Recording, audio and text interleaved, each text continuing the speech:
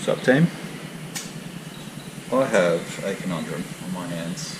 All these overflow tools, I don't use them every day, but I need them in the van because every once in a while, I mean, I just need a set of like insulated pointy nose pliers. But, like for the most part, I get away with these little ones, these little marvels. I really like them. They're super high quality, but you know, if you need an insulated bag, you need an insulated bag. So, what I was thinking, I've just had them rattling around in a toolbox. I've had this bag just parked for ages. This is the Klein Ultimate Tradesman bag.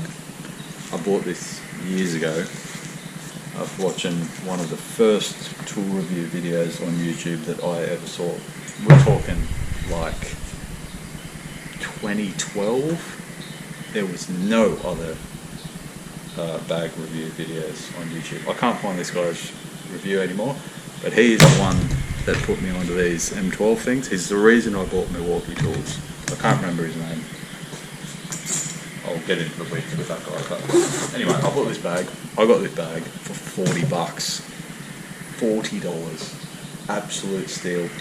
I'm pretty sure, I went into a wholesaler, I saw it, I was like, look, I'll buy it, I don't care what the price was. But it was, the guy rang it up on the computer, $40. I deadpan faced, handed my card over and walked out as quick as I could. So I knew he stuffed it up for $40, $40. This bag should have been like, you know, $250, $300 Aussie.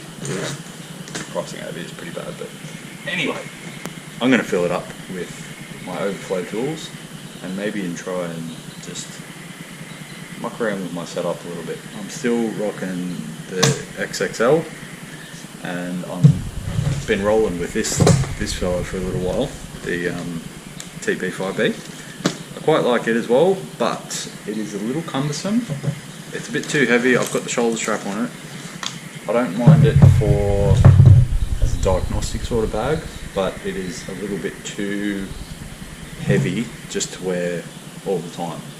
And I do prefer like the little MP pouches. This is an MP2. I've got an MP1 floating around here somewhere as well, but I think I like to run around with a little pouch on me rather than that big thing. But for a service call, that thing's great. So anyway, overflow tools are going to go in here. I don't know how this is going to work yet. This is a complete dry run, so I'm just going to go with it. It's already a problem.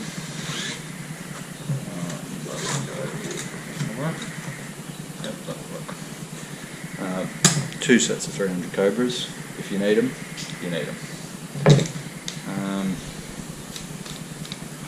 Screwdrivers on the side, I'm thinking. Look at that big Klein nut driver. It's really nice. I won this off Klein Tools AU on a giveaway. Sweet.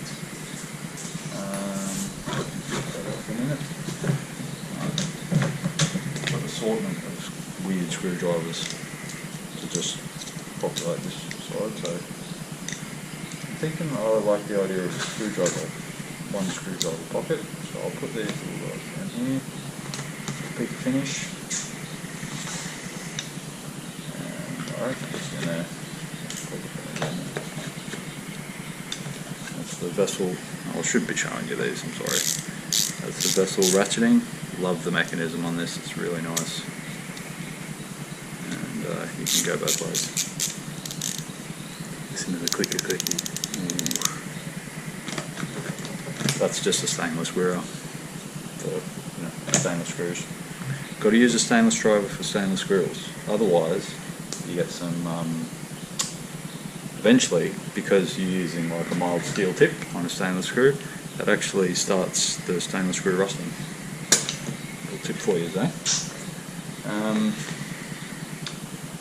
I don't have too many screwdrivers in that bag, so we'll just got security torques and just normal Allen keys. I know I've got the fancy colourful ones, but sometimes you need to put like a pair of pliers on these and wrench them, so probably do in a minute. Up here, that's a little bit later.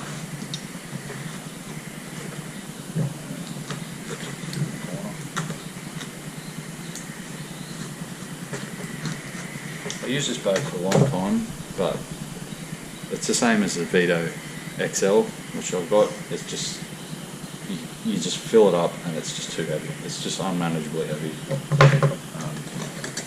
Becomes a problem. Carrying it for more than 50 metres, start gassing out, it'll give fucking wrestling Khabib. These are the Nippex strippers, like the ones just before the pressing strip. They're pretty nice. Like doing any sort of control wiring, I like getting them out. And where yes, here we are. So they're the ferrule crimpers, they're the little plier style ones. You've also got the golden eye version, which are probably nicer to use. I keep those in the XL because I actually do use them. So I just got a foldy chisel on the Sparky, not a chippy, so just a crappy foldy chisel. It is sharp, mind you, this one is sharp. I've got a blunt cold chisel somewhere else. It's a rotary cable stripper with a little yoinky knife. If you haven't seen these before, you put the typically orange circular cable in there. There's an adjustable screw on the back here that pulls a little tiny blade. Hopefully you can make that out. It's that little point that goes up and down, and you can set that pretty well. Just got the Nippex foldy knife. Go in there as well. Little snippy snips for cable guys. Pockets aren't great.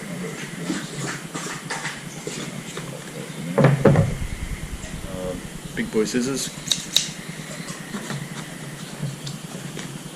What else we got? So, got the marbles. These are the normal linesman style marbles, and the Nippex shears, which are an absolute dream to use. It's a little gunky. That's what I really love later. Best side cutters ever. Little Weeha 165mm. Admittedly, I'm rocking the Nippex ones at the moment, but I mean, I do really like these. I rate them. The Nippex ones are just the plastic dip ones, so I'm probably going to die when I cut a live cable. So, right. Bolt cutters. Sorry. Bolt cutters. Get in there. And Jane's little hammer. Adorable. It's probably a flat side. I don't want to overfill it too much because, like I said, I want to be able to get this up relatively.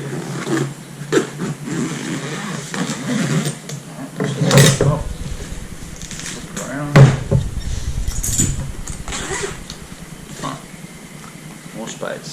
So just got like a super cheapo little laser beam heat temperature gun. So I can just put it in there, I suppose. Super long grippy grip pliers for those tight to reach areas.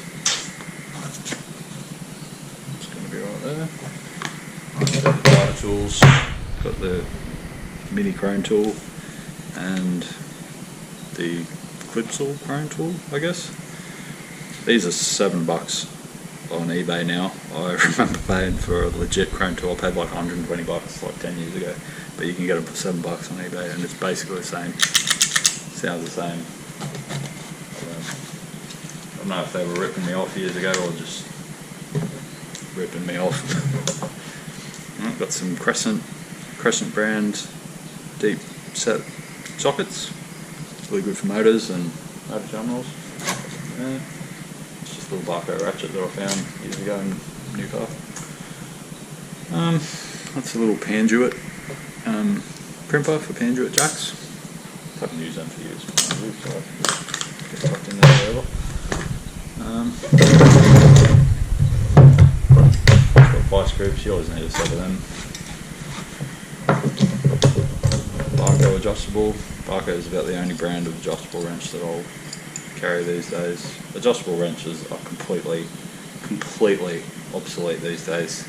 There's Nippex plier wrenches, you know, where, you know, I mean, this just knocks this out of the park every day of the week, but, you know, it's nice having one of these.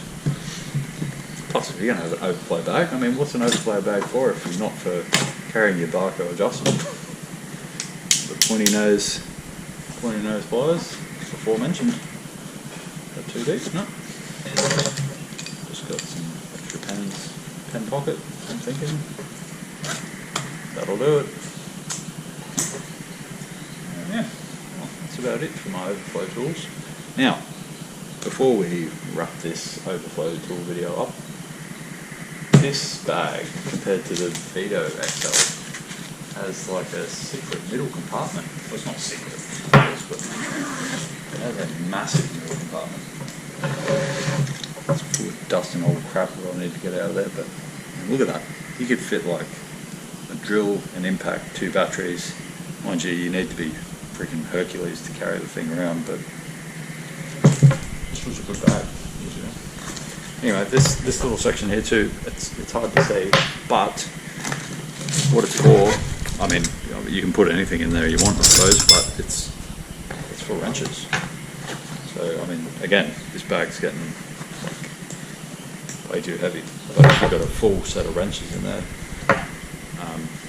You know, start on kilos, mate. Don't worry about the gym carrying this thing around.